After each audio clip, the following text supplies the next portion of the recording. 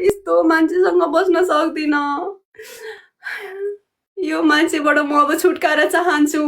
Divorce दिनु पर्यो अब मलाई अब म बस्न सक्दिन मेरो बच्चा मैसँग हुन्छ डिभोर्स अब यही केटीसँग तपाईँ जेसुकै गर्नु हो मलाई मतलब छैन लौ त नि अब आलु जस्तो यता पनि ठिक्क उता पनि ठिक्क 10 आलु वटा जस्तो? केटीसँग गाइस बुस्टर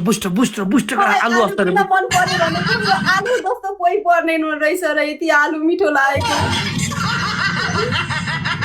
आलु गोर्खाली भाइ थ्यांक यू जाऊ हे भगवान कस्तो मान्छे यस्तो बुढो त कसैलाई नपरोस् भगवान हे भगवान कसैलाई नपरोस्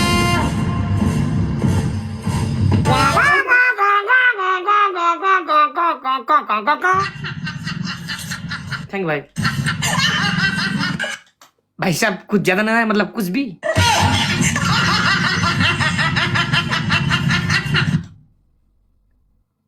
रमाइलो भयो चियावाली खुसी लाग्यो नास्टी मिट्यो हुन्छ कस्तो लाग्यो ल खुसी लाग्यो ओइ चियावाली चाहिँ आज छुटौँ होला हुन्छ हस् खुसी लाग्यो सम्मान छ पक्कै पनि एकदमै आफ्टर लङ टाइम जोडिनु भयो एकदम खुसी लाग्यो है